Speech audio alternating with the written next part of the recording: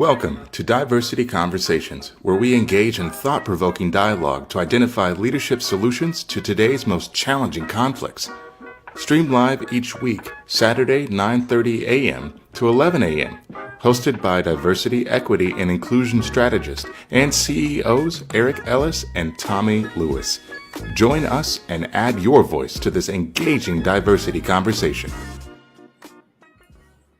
Good morning, Greater Cincinnati, Northern Kentucky, the United States, and the world. I am Tommy Lewis, President and CEO of Make It Plain Consulting. As you can see, it's just me. If you cannot see and you're listening via podcast, my dear friend and brother Eric Ellis is under the weather, unable to join us today. So I'd like to ask you to lift him up in prayer and in thought to get well soon. My brother Eric, rest and get well. We're going to talk about a number of things, and I would like our community to chime in to assist me in this conversation, such that I'm not just talking to myself for 90 minutes or 60 minutes, or if I am talking to myself, it may be 15 minutes. But it's great to be with you all this morning, another beautiful and brisk Saturday morning in January.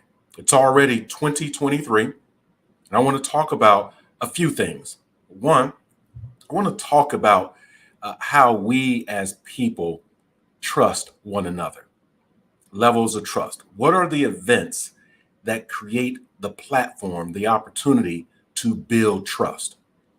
And how do you build trust?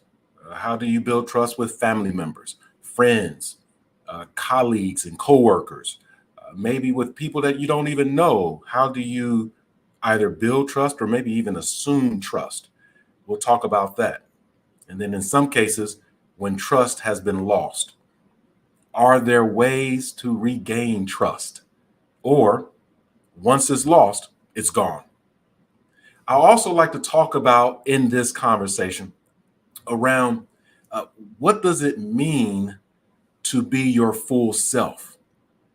And how are you showing up in life? How are you showing up with your family? How are you showing up at work?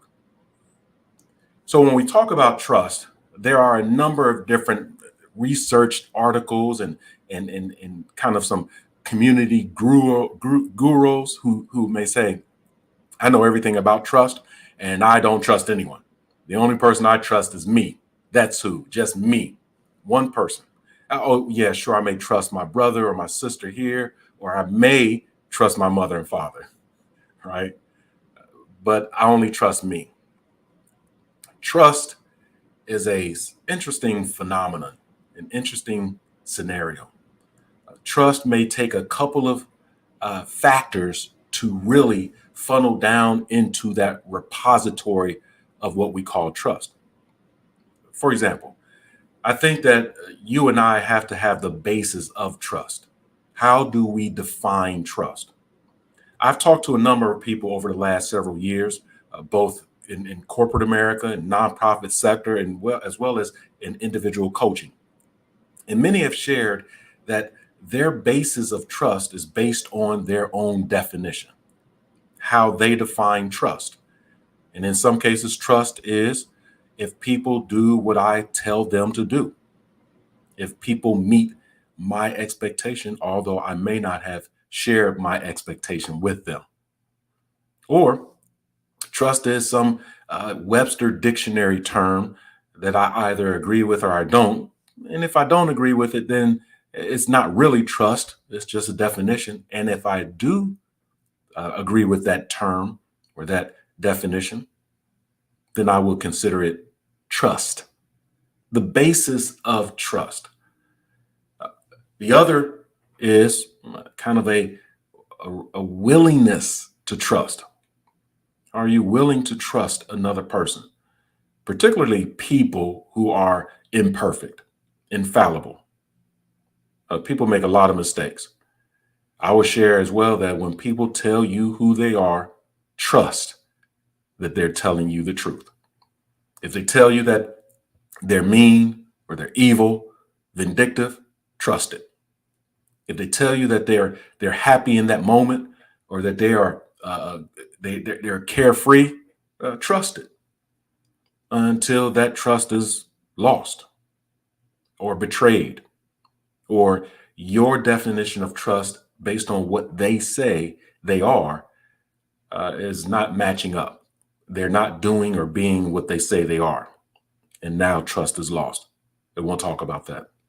The other last aspect of trust, we talked about the basis of trust and the willingness to trust. And then there's the readiness to trust. Are you ready to trust? So as we explore this thing called trust, we can look at it from a personal perspective and a professional perspective. I'll start with the personal perspective. There are individuals and groups of people in my life personally that I trust. My friend and brother Eric Ellis, 100% trust. My wife, Penny, 100% trust. I trust my son Bryce to be who he is, a high school student, learning his way, trying to find his own identity, trying to map out and carve out a path toward his future. I trust that he is going to be who he is, and I actually allow him to be who he is. I trust other friends and family members, my sister Anita, etc. Who do you trust? You may want to write that down. Capture a few people that you trust. Say if it's, say, 5 or 10 people. This is your trusted 5 or your trusted 10. Take your piece of paper, get your writing utensil, and capture the names or the initials of 5 or 10 people that you trust. However you define trust, and write those folks down. And then put a couple of columns, maybe, I don't know, another 5 or 10 different columns. And on the top of each column, you may have different names, their column titles. For example, race, gender, age, marital status, job title. You can put any title on top of those columns. And so when you put your trusted 5 and trusted 10 names down, then you carve out what their identities are. What is their race? Or what is their gender? They may be straight, gay, lesbian, bisexual, etc. By gender, transgender. Put all that down, male, female. And as we're thinking about who we trust, we're looking at this through the lens of diversity and inclusion, as well as equity. That even those headings of the columns may differ, and then the people that we put on that trusted 5 or trusted 10 may differ in their own identities. They may have been someone you've known for years, and you trust them based on your historical biography or knowledge with that person from 10 or 20 or 30 years ago. And now that person is different. They're still on your trusted 10, but their identity is different. 30 years ago, they may have been single. Now they're married. They may be divorced, separated, complicated. We have those relationships as well. And so as we capture those kind of basics, that's about your trust of other people and who are resting in your circle of trust. And now I want you to think about yourself. I want us all to think about ourselves and what do we trust about ourselves? I'll share with you that over the last several months, I've been in certain situations where I have really had I've had my patience truly tested.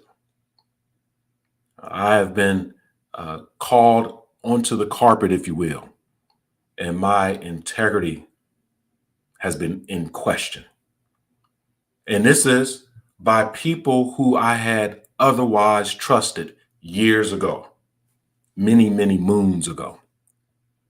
And now I'm being called in question about my behavior, where literally I interact with the person maybe once a year. I mean, literally interact with them. And so uh, I've been tested on how I am trusting myself. Am I going to still be who I am? Am I going to show up in times of trial and tribulation? And I'm learning about myself that uh, I do trust myself.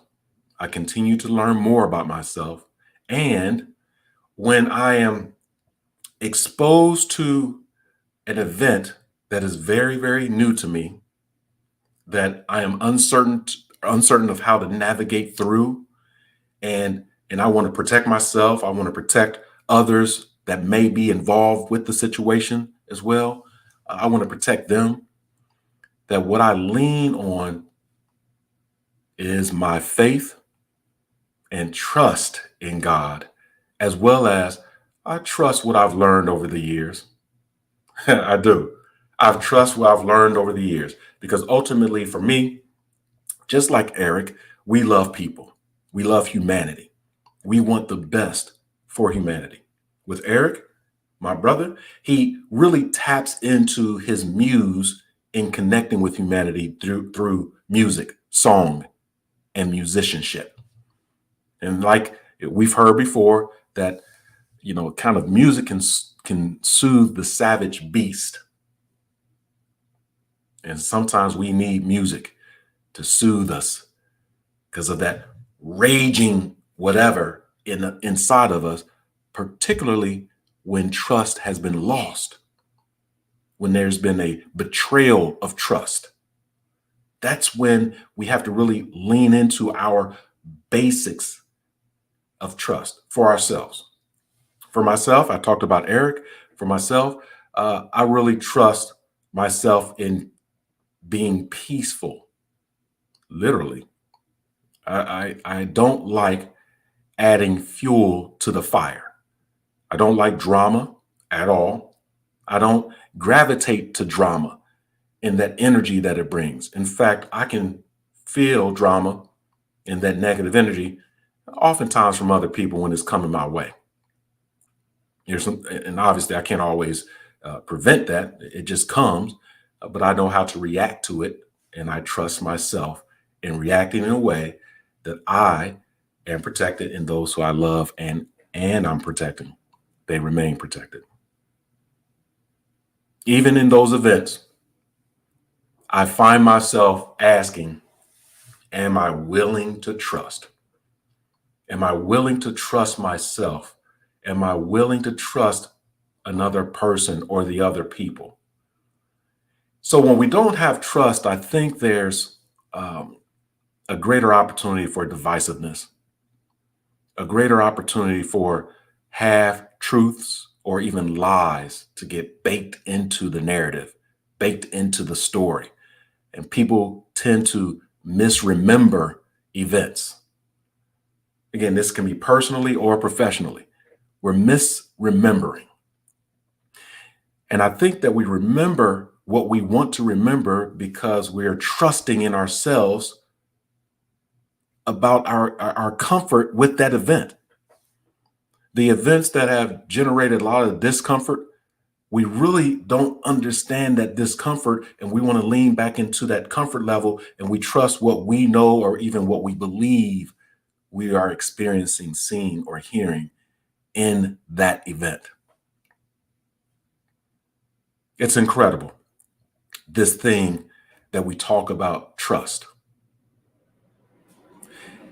When you look at your trusted 10 and those events that have created trust in those people on your list, as well as your willingness to trust, we also have to look at our readiness to trust. So let's take an arbitrary event. For those of you who are married or in some significant relationship, significance based on how you define it, right? As I mentioned before, folks are married, single, divorced, widowed, complicated situations, right? There's no judgment here. If you're in that relationship and there is some act of betrayal. Someone's lied to you, the person that you trust. Someone has cheated on you. Someone has simply deceived you. And you know, and they know it has been intentional, that deceit, right? Now, your trust is lost. What do? You confront the person and you try to get the truth out of them. And sometimes that's difficult to do because we look at truth through our own lens. So even if the person were to tell you their truth, we may not believe that that is the truth. In other words, I'm not ready for the truth. So the person is telling you their truth. You are believing it or not, and you're continuing to inquire. What is the truth?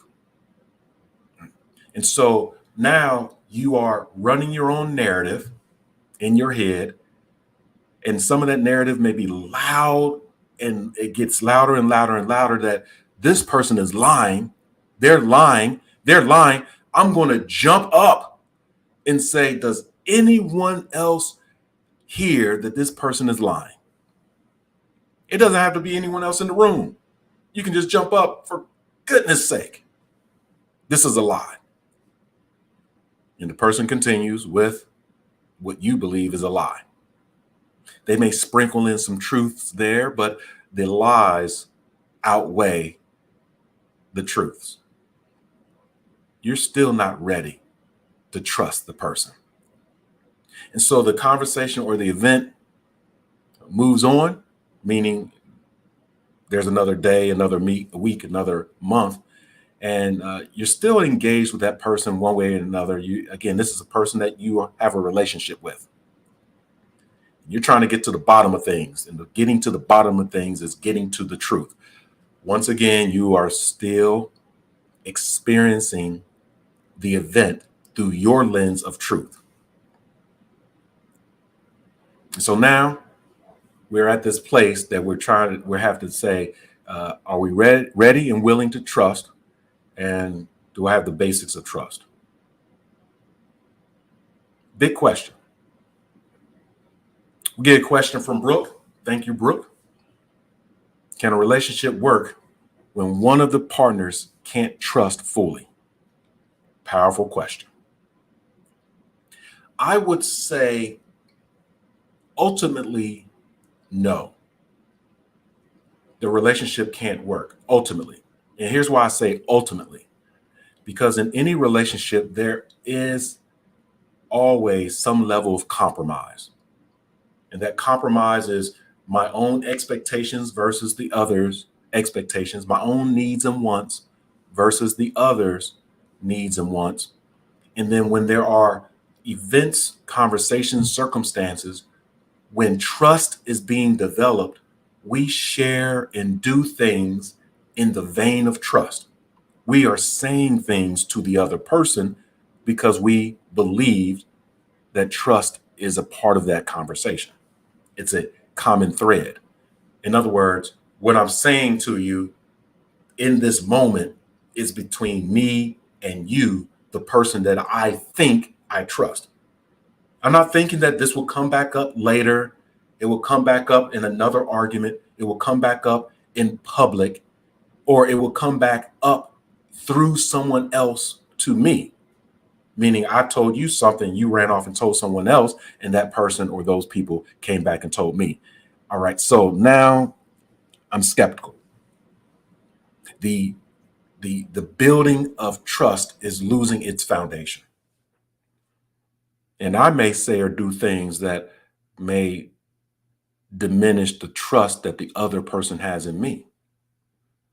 So now that this foundation is cracked, and we are not necessarily addressing the cracked foundation, we're just simply poking holes at certain problems or dilemmas or crises. The relationship is crumbling from the bottom, not from the middle. That's the 5 or 10 or 20 or 30 years that you've been together. not from the top. That's the moment that now we're in this conversation to build trust. It's breaking away. The relationship is in crisis if it's not addressed appropriately. And so some of us, we go to therapy. It can be couples therapy. It can be marriage counseling. It can be individual personal therapy or counseling. And the good counselor, the good therapist will drill down to get to the why and the bottom, the foundation. And the foundation is typically with you first. We cannot always control what other people say, think, or do. But when you think about trust, and you may think that your trust has been betrayed, your trust has been lost in that other person, the best thing to do is to get down to you. What do you trust and what can you recover from? So sometimes when people lose our trust, we set the standard of what does it take to rebuild that trust. Some of us say, if my trust is lost, no, you can't get my trust back. Some people say, when my trust is lost, I really set that standard and you have to do things to regain that trust. Some may say, you lost my trust. I've set that standard and you can never reach that standard. I will never trust you again. How about that? Ever. I would never trust you again. And I am truthful in me knowing that I will not trust you again. Again, this can be personal in your personal lives and at work. Let's go back to Brooks' comments here. What if it is how someone was raised? Do not trust people. Where do you go with that? That's a great question again. So there are people that I would say all of us are products of our own environment. And just like the behavior of love can be transferred from one generation to another generation to another generation, typically through a family first. So grandparents to their parents, the parents to you.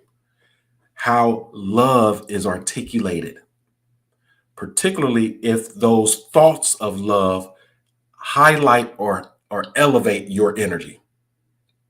If you are experiencing some form of love and you feel in your heart of hearts and your mind of minds that it's not good, it may not be the love that your energy is expecting and wanting. Some people say, I'm going to give you real tough love, and emphasis on tough. We'll get to the love in a minute, but emphasis on tough.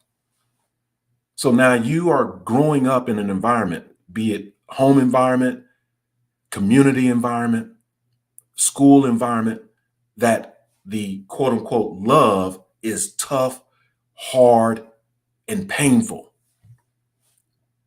That's not what love is at all. That's hurt and harm.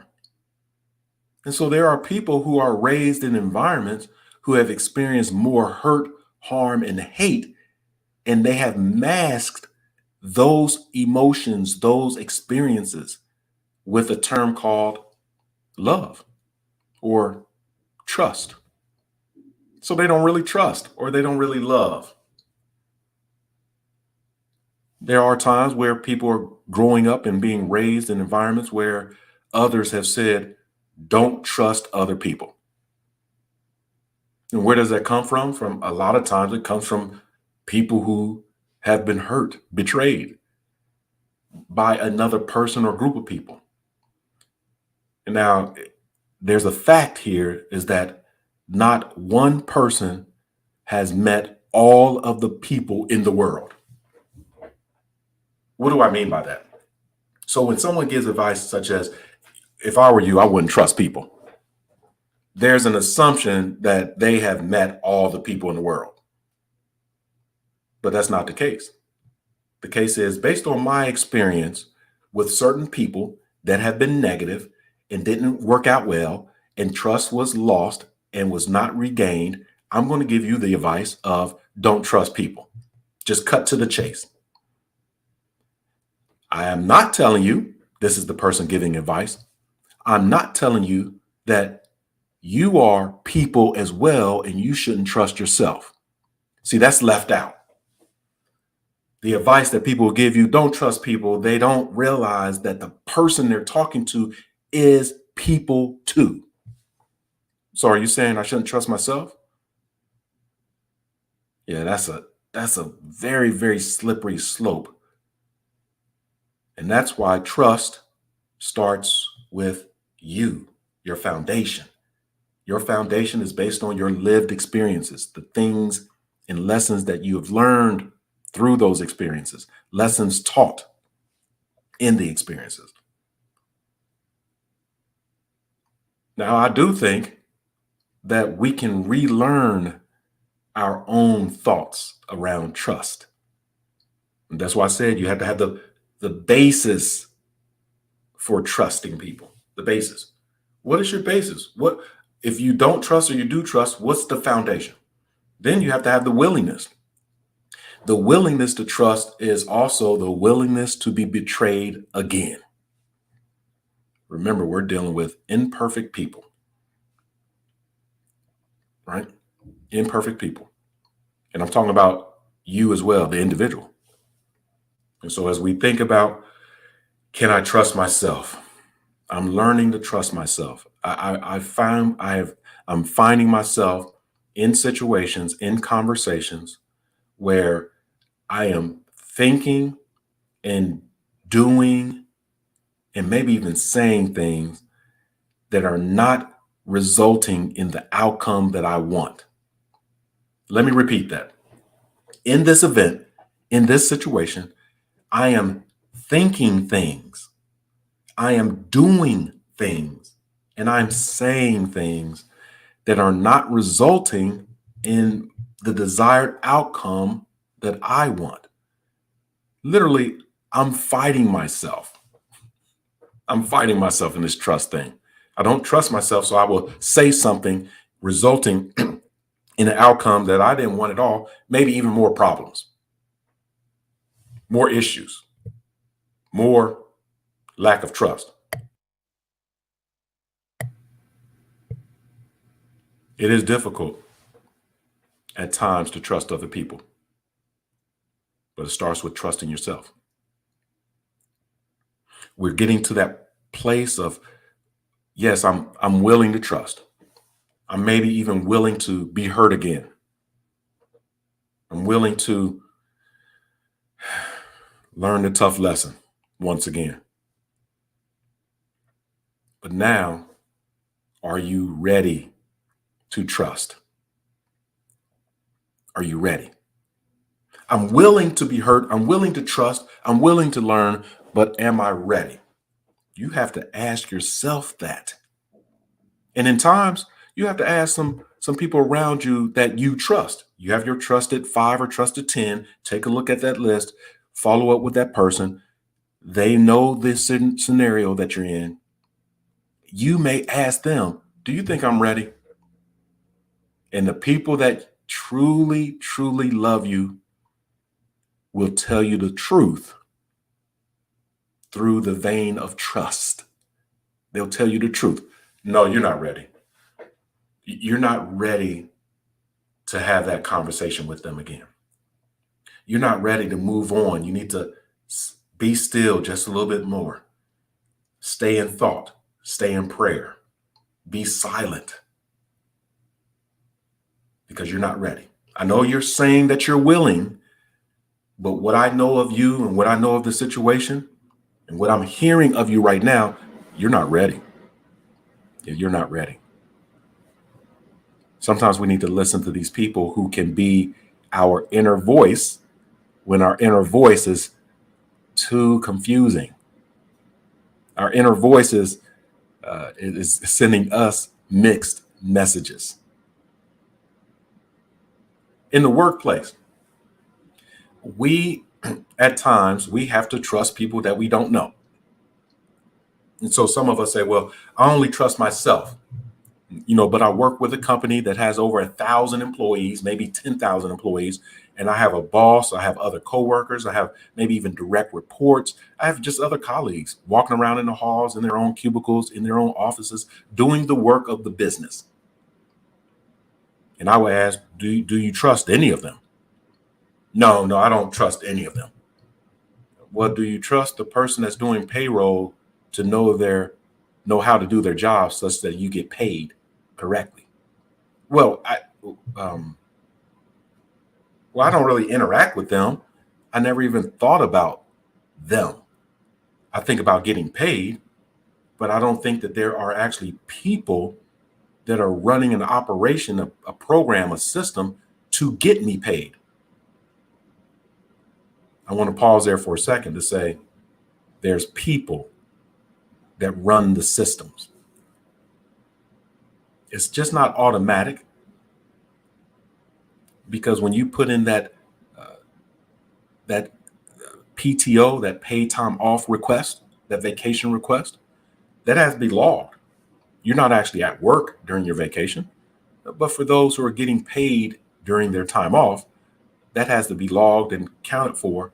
And if you extend the allotted paid time off days that you have, there's some times that you will be off work and not getting paid. There's a person that's logging that into the system, and the system is just spitting out the accurate pay amount for you on your paycheck. Yeah. In any organization, we've talked about it before, there's people, there are processes, and then there's the culture. People are the who. Your coworkers, again, managers, etc. Processes are all those processes, including people processes or people systems. And then it's the culture. It's the how do we get it done? In the workplace, with regards to trust, sometimes we trust people and then trust has been lost, and we have to still work with those people, knowing that I don't trust them. This can be working with people in your company. And in my case, in Eric's case, as business owners, we have our own employees, but we work for our clients. And we have to have some form of trust with our clients. Does it always work that way? No, not at all. We work in our ideology, in our passion, in our purpose. We work through the lens of trust and integrity, so much so that Eric's company is called Integrity Development Corporation. He's coming from integrity, working through integrity, and developing integrity in our people, processes, and cultures. For me, I want to look at people and our clients and customers through the lens of the difficult things that all of us are going through, challenges with customers and clients, challenges with our employees and internal customers, such as the people that we work with, our colleagues, challenges with other systems. Hey, take a breath and let's see if we can just make it plain. To take all these difficult things in life and make it plain. That's where Make It Plain Consulting comes from. That's the lens. It's still through integrity. It is still through trust. But for me and Eric, we know exactly who we are and where we're coming from. One of the reasons, and I'll speak for myself, is that I know where I'm coming from based on my lived experiences, as well as me learning so much from other people's lived experiences. I learn from the mistakes that others are making. They're in a relationship. There's some betrayal in the relationship, loss of trust, and the person says, I'm done. This is an NCAA tournament, one and done. This is the NFL playoffs, one and done. You lose, we're done. I've learned from those mistakes. Are you saying you have no grace for that other person? You have no grace for yourself? You may even believe that you are a believer.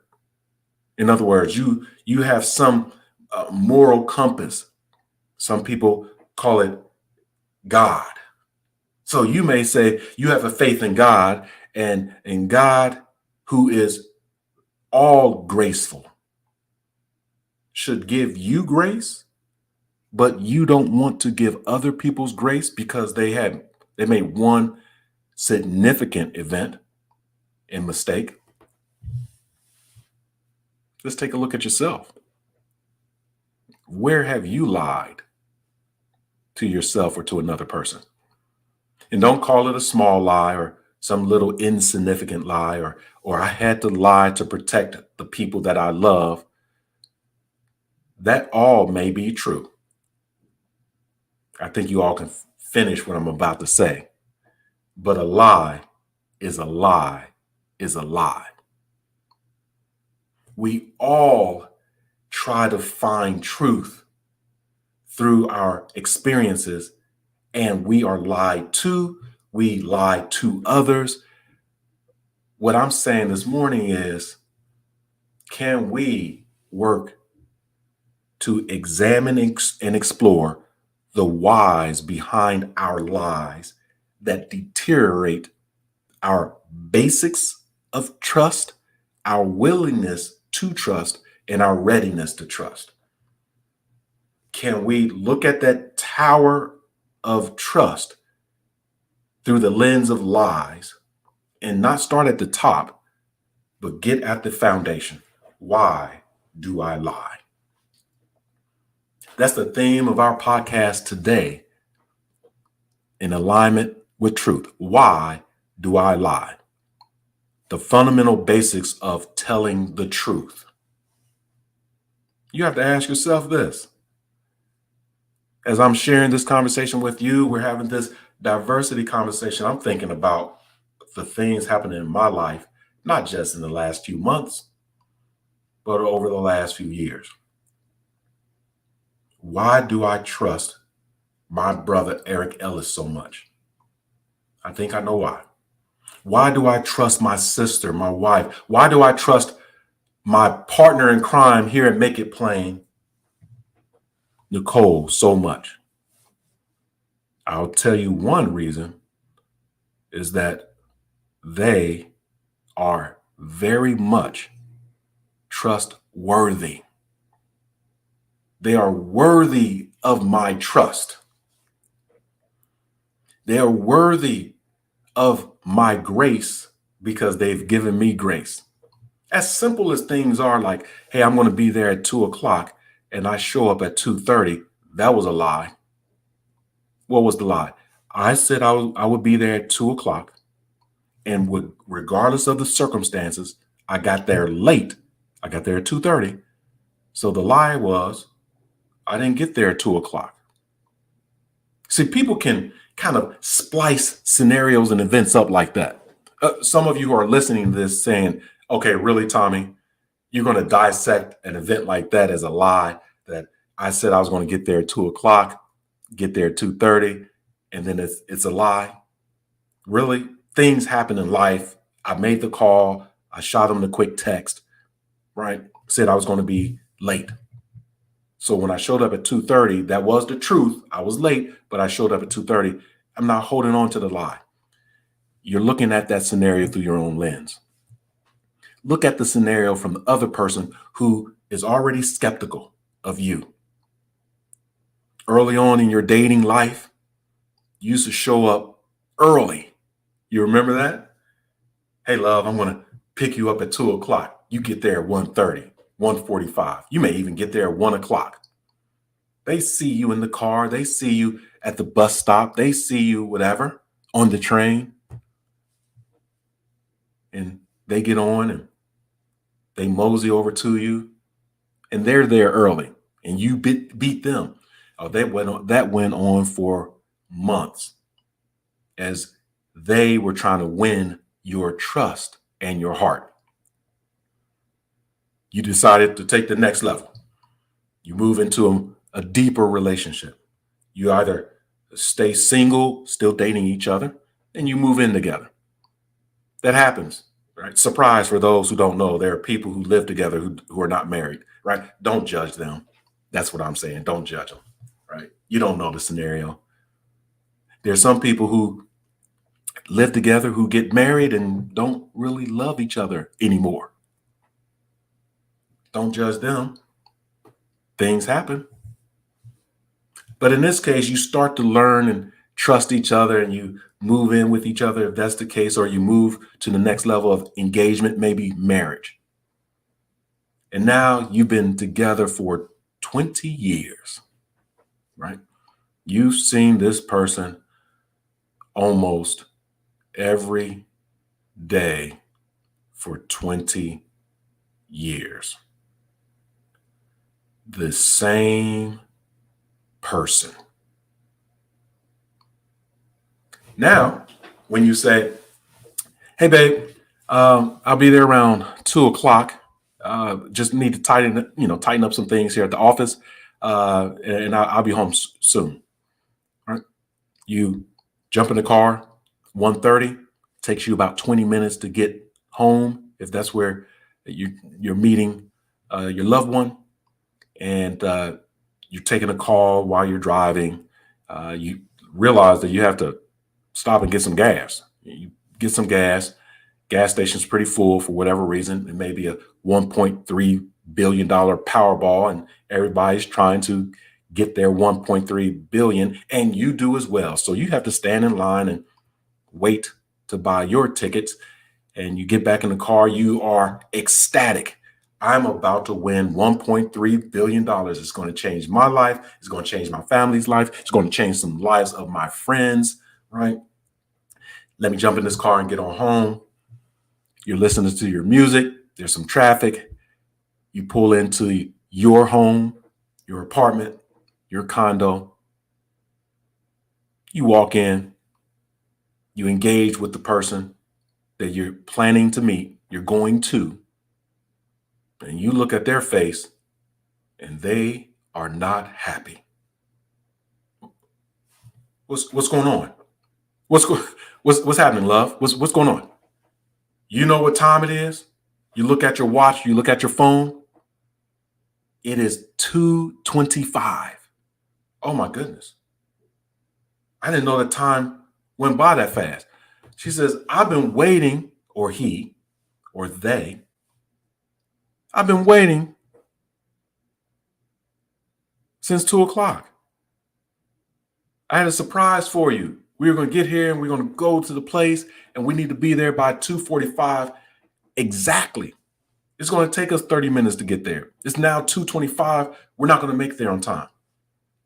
See, when I remember 20 years ago when we were dating, you was always on time. I remember just 5 years ago when your mother got sick and I was there supporting you and you jumped up and you would be there with her all the time, on time. I remember now this person that you said you would be there at 2 o'clock is recanting 20 years of experiences where that time and or the lack of timing was making deposits into the bank of trust, or there were some withdrawals.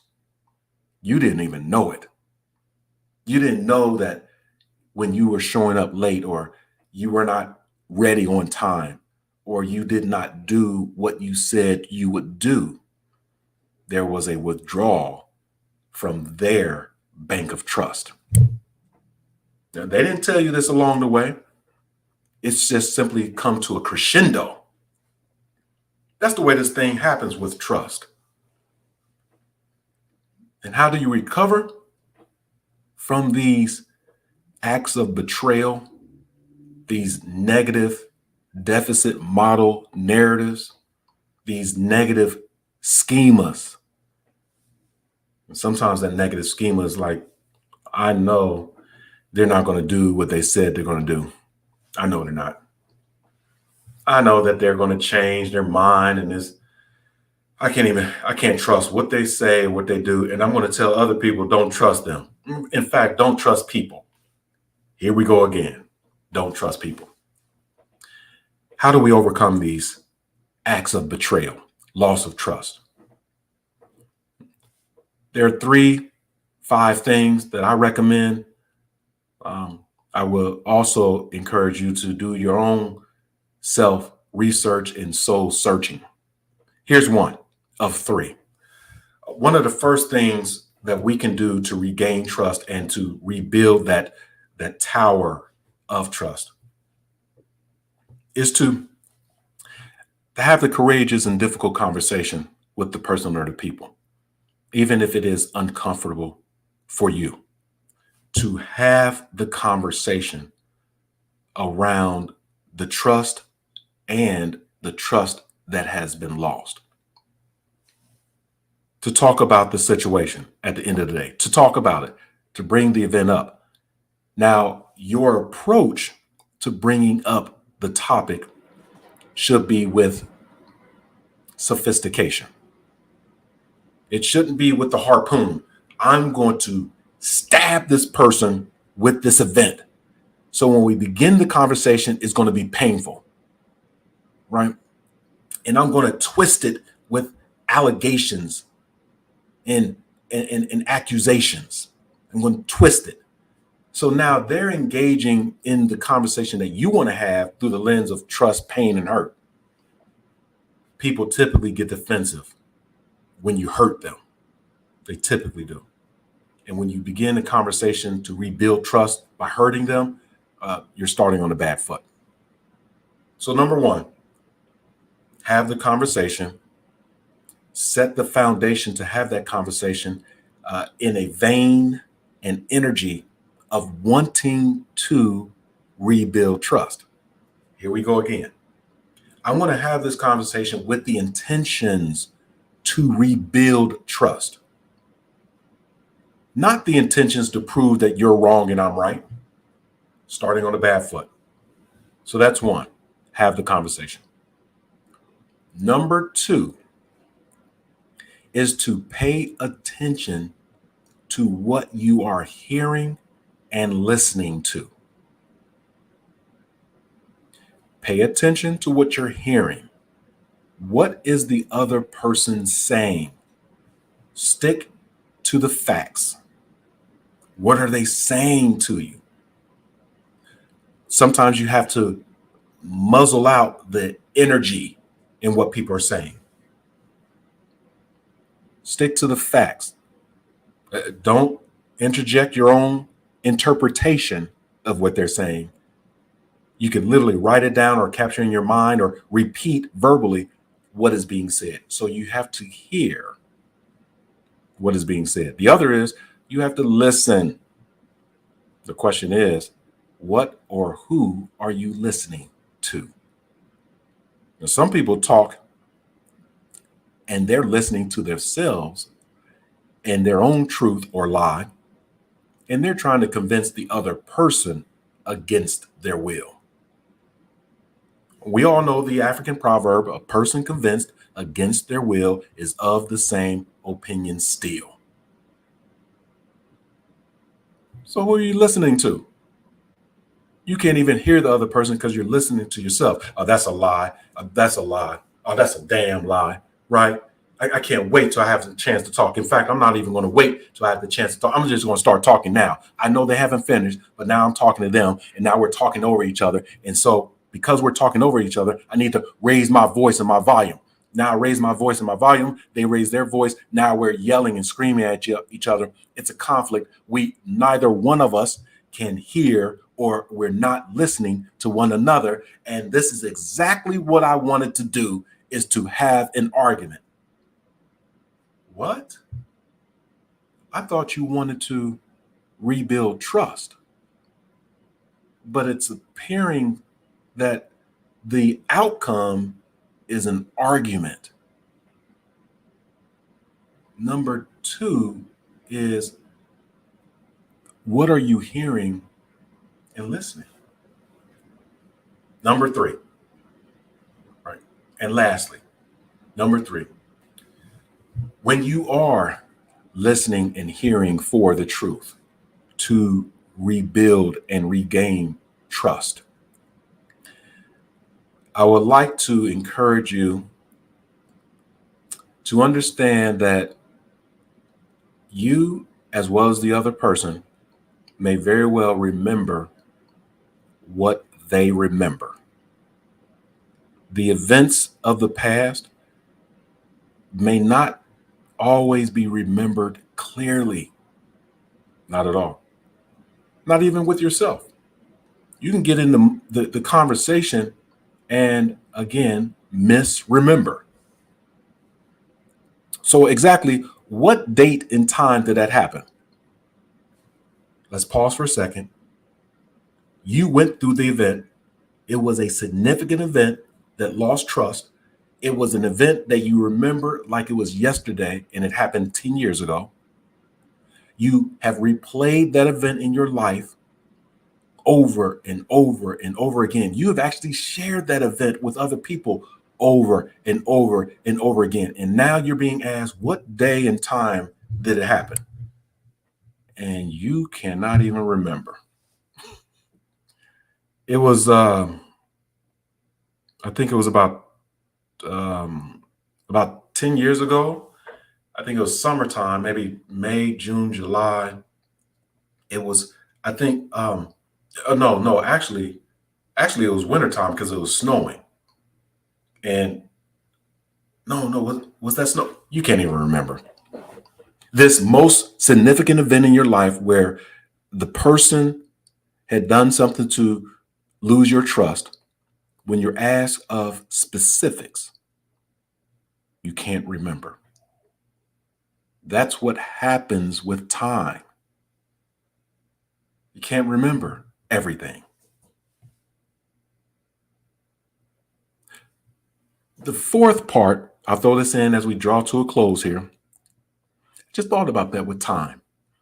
And sometimes to regain trust, we have to allow some time. Not time to continue the negative narrative about what has happened, but time, and in cases, distance from the event, from the emotional response and trauma of the event, maybe even from that person or people. Some distance, maybe some time. Here is one reality with that. All 4 points, now 4 points, is that when there is a significant event in a person's life, you and I may not know the true significance and impact of that event on that person's life. In other words, that event where trust has been lost, either in reality or in their own heads, that they then circulate that narrative in their thoughts, in their speech, in their actions, and most importantly, in their energy, in their soul and spirit. That soul and spirit drives everything else.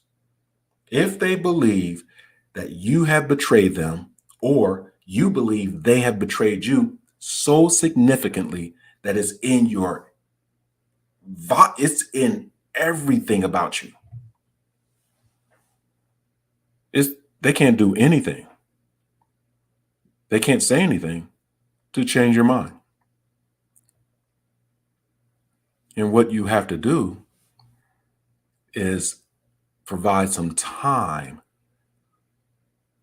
for you from your emotions, your thoughts, your even proximity with that event or that person.